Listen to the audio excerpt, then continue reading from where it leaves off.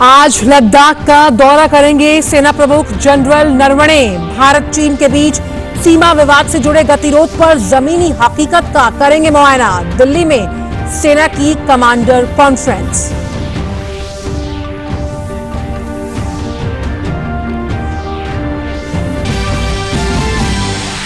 Corona संकट में PM cares fund में जमा 2000 करोड़ रुपए से मेड इन इंडिया वेंटिलेटर्स का हुआ निर्माण। प्रवासी श्रमिकों के कल्याण के लिए भी दिए गए 1000 करोड़ रुपए।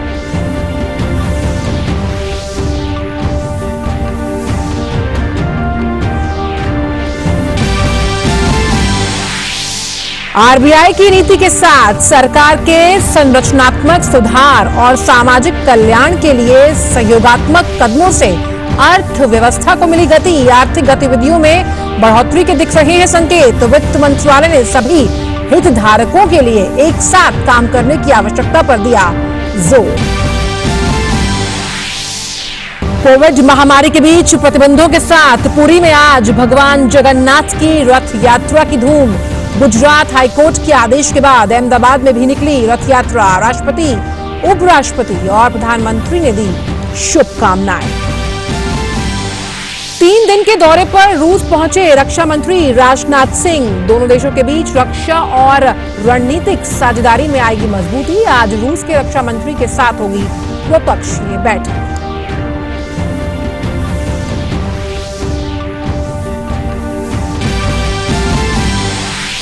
रूस और चीन के साथ भारत की आज होगी त्रिपक्षीय वर्चुअल बैठक। विदेश मंत्री एस जयशंकर होंगे बैठक में शामिल।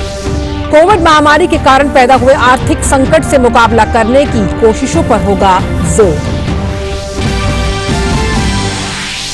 जनसंघ के संस्थापक डॉक्टर श्यामा प्रसाद मुखर्जी का बलिदान दिवस आज। प्रधानमंत्री नरेंद्र मोदी, गृह मंत्री अमित शाह और भाजपा अध्यक्ष जेपी नड्डा ने किया उनके त्याग और बलिदान को नमन।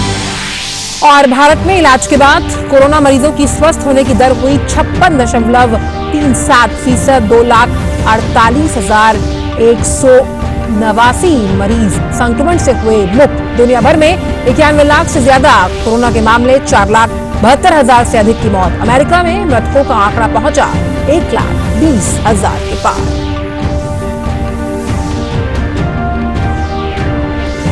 मैं हूं आंचल गुलाटी गुंबर और आइए अब जान लेते हैं इन सभी खबरों को विस्तार के साथ। आज सेना प्रमुख जनरल एम नरवणे लद्दाख का दौरा करेंगे। इसके लिए अब से थोड़ी देर पहले ही वो दिल्ली से रवाना हो गए। उनका ये दौरा ऐसे वक्त में हो रहा है जब भारत और चीन के बीच सीमा विवाद को लेकर गतिरोध जारी है। माना जा रहा है सेना प्रमुख लद्दाख में सैन्य अधिकारियों के साथ मौजूदा परिस्थिति में जमीनी हकीकत का मुआयना करेंगे।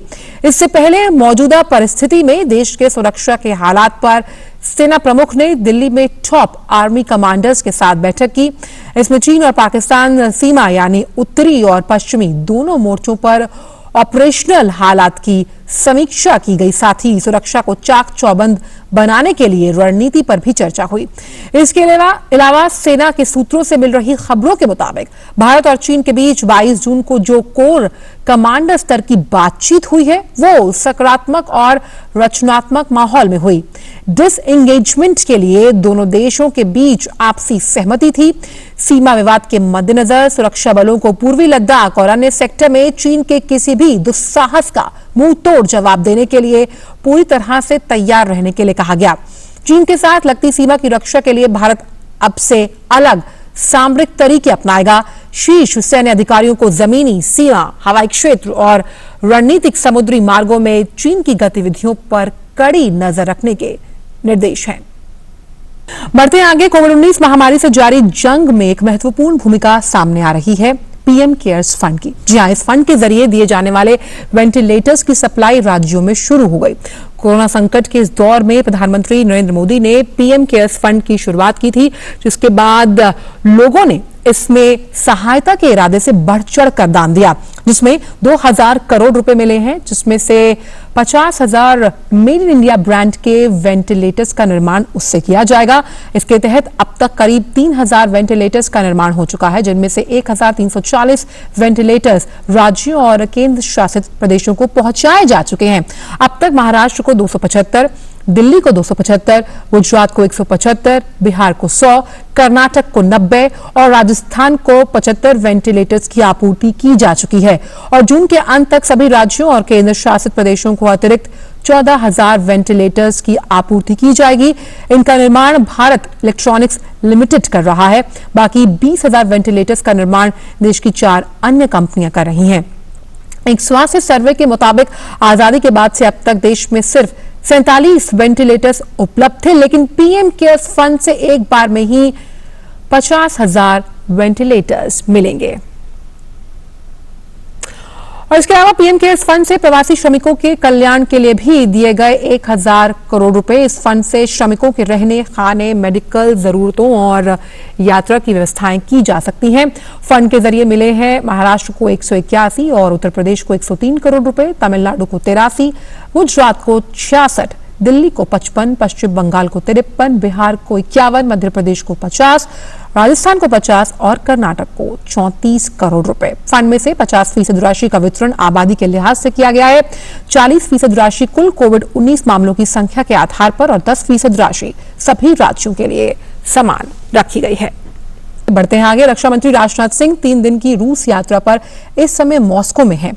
कल वहां उनकी अगुवाई मेजर जनरल कॉन्सेको वेजिली और रूस में भारत के राजदूत ने की। रूस पहुंचने से पहले एक ट्वीट में राजनाथ सिंह ने कहा था कि इस यात्रा के दौरान वो दोनों देशों के बीच रक्षा और रणनीतिक भागीदारी को और मजबूत बनाने के तौर तरीकों पर बातचीत करेंगे। रक्षा मंत्री मॉस्को में आयोजित होने वाली 75वीं विजय दिवस परेड में भी हिस्सा लेंगे। द्वितीय विश्व युद्ध में रूस और मित्र देशों के विजय प्राप्त करने की 75वीं वर्षगांठ के अवसर पर कल 24 जून को मॉस्को में विजय परेड आयोजित की जाएगी। भारतीय सेना के तीनों अंगों का 75 सदस्यों का दस्ता पहले ही मॉस्को पहुंच चुका है, जो विजय परेड में रूस और अन्य आमंत्रित देशों के सैनिकों के साथ हिस्सा लेगा। परेड में भाग लेने वाले दस्ते का जो नेतृत्व है वो सिख लाइट इन्फेंट्री रेजिमेंट के मेजर रैंक का अधिकारी करेगा। भारत और चीन के बीच वास्तविक नियंत्रण रेखा पर जारी तनाव के बीच भारत, चीन और रूस के बीच त्रिपक्षीय वार्ता आज दोपहर को होगी। विदेश मंत्री एस जयशंकर अपने चीनी और रूसी समकक्षों के साथ वर्चुअल प्रेस कॉन्फ्रेंस में बात करेंगे। गलवान घाटी के घटना के बाद भारत और चीन के विदेश मंत्री पहली बार आमने सामने होंगे। ये बातचीत तब होनी है जब रक्षा मंत्री राजनाथ सिंह रूस के 3 दिवसीय दौरे पर हैं। ये तीनों देशों को एक साथ आने का एक बेहतरीन अवसर प्रदान करने का मंच है। कोरोना महामारी के बीच आर्थिक गतिविधियों को 1 जून से खोलने के बाद कुछ सेक्टर से अच्छी खबरें आनी शुरू हो गई। इस बीच सरकार ने आत्मनिर्भर भारत अभियान को सफल बनाने के लिए संरचनात्मक सुधारों के लिए अपनी प्रतिबद्धता जाहिर की है। वित्त मंत्रालय ने उम्मीद जाहिर की है कि सरकार और आरबीआई के साझा कदमों से भारतीय अर्थव्यवस्था कम से कम नुकसान के साथ जल्द पटरी पर आती हुई नजर आएगी। वित्त मंत्रालय के मुताबिक सरकार आगे भी संरचनात्मक सुधारों पर जोर देती रहेगी। बताया गया है कि 16 जून तक देश में रिकॉर्ड गेहूं की खरीद की गई और ये 382 लाख टन के स्तर पर पहुंच गई। गेहूं के बढ़े हुए एमएसपी का फायदा 42 लाख किसानों को मिला, जिन्हें 73,500 करोड़ बतौर एमएसपी अदा किया गया। जून तक खरीफ की फसल की बुआई में भी 39% की बढ़ोतरी हुई। देश में खाद की बिक्री में अगर हम मई महीने का जिक्र करें तो 98% की बढ़त दर्ज की गई। मैन्युफैक्चरिंग और सर्विसेज दोनों में ही अगर उनकी मांग की बात की जाए सेक्टर में तो अप्रैल के मुकाबले मई में बढ़त दर्ज की गई है। बिजली की खपत अप्रैल महीने में 24% गिरी थी, जो मई में 15% और जून में 6% के स्तर पर आ गई। जीएसटी के ई वे बिल में अप्रैल के मुकाबले 130% का उछाल देखा गया। पेट्रोलियम पदार्थों की खपत में मई में अप्रैल के मुकाबले 47% की बढ़त दर्ज की गई है। रेलवे माल ढुलाई मई महीने में 26% बढ़ी है। और वहीं मेक इन इंडिया और आत्मनिर्भर भारत के सपने को साकार करने की दिशा में सरकार ने अब एक बड़ा कदम उठाया। सार्वजनिक क्षेत्र की खरीदारी के लिए बनाए गए online portal government e market place यानी कि जीईएम पर सभी विक्रेताओं को नए उत्पादों के पंजीकरण के समय कंट्री ऑफ ओरिजिन यानी सामान कहां का है ये बताना जरूरी होगा। इसके अलावा जीईएम पर इस फीचर के आने से पहले जिन विक्रेताओं ने अपने उत्पादों को रजिस्टर्ड कराया था, उन्हें अपने सामान के उत्पादन स्थल के बारे में अपडेट करने के लिए कहा जा रहा है। आदेश का पालन न करने पर उनके जो उत्पाद हैं उन्हें जीईएम से हटा दिया जाएगा। इसके साथ ही जीईएम पर एक ऐसा प्रावधान भी किया गया है जिससे ये पता चल सकेगा कि किसी भी उत्पाद में स्थानीय सामग्री का कितना इस्तेमाल किया गया। और इसके अलावा अब सरकारी पोर्टल पर मेक इन इंडिया का फिल्टर काम करने लगा है। खरीदारों के पास अब ऐसे उत्पादों को खरीदने का विकल्प होगा जिनमें न्यूनतम 50% स्थानीय सामग्री का उपयोग किया जाएगा। रुक करते अगली खबर का। पुरी में आज सिर्फ जय जगन्नाथ की गूंज सुनाई दे रही है। सुप्रीम कोर्ट की अनुमति के बाद यहां भगवान जगन्नाथ अपने भाई बहन के साथ रथ पर सवार होकर मौसी के घर के लिए निकल पड़े हैं। भगवान जगन्नाथ के रथ का नाम है नंदी घोष। भगवान बलभद्र का तालध्वज और देवी सुभद्रा अपने द्रपद लन रथ पर सवार है। हालांकि कल सुप्रीम कोर्ट की ओर से यात्रा निकालने के आदेश के बाद ओडिशा के मुख्यमंत्री नवीन पटनायक ने माना कि कोविड महामारी के बीच रथ यात्रा निकालना बड़ी चुनौती है और उन्होंने उम्मीद जताई कि इस महोत्सव में हिस्सा लेने वाले सभी श्रद्धालु कोरोना संकट के इस दौर में लागू सभी दिशा निर्देशों का कड़ाई से पालन करेंगे। रथ यात्रा से पहले तैयारियों की समीक्षा के दौरान मुख्यमंत्री ने पुलिस और प्रशासन को कई जरूरी निर्देश दिए हैं। पुरी में सोमवार रात 9 बजे से बुधवार दोपहर 2 बजे तक कर्फ्यू जैसा बंद रहेगा। बहरहाल कोविड-19 संकट के बीच ऐतिहासिक रथ यात्रा का जश्न मनाया जा रहा है। 9 दिन के इस त्योहार में सुरक्षा के खास इंतजाम किए गए हैं। पुरी के लोगों से अपील की गई कि वो यात्रा देखने के लिए घर से बाहर निकलने से बचे, बल्कि टीवी पर ही यात्रा देखें। वहीं राज्य के अन्य हिस्सों के लोगों से आग्रह किया गया है कि वो पुरी में समुद्र की तरफ जाने वाले इलाके की ओर न जाएं।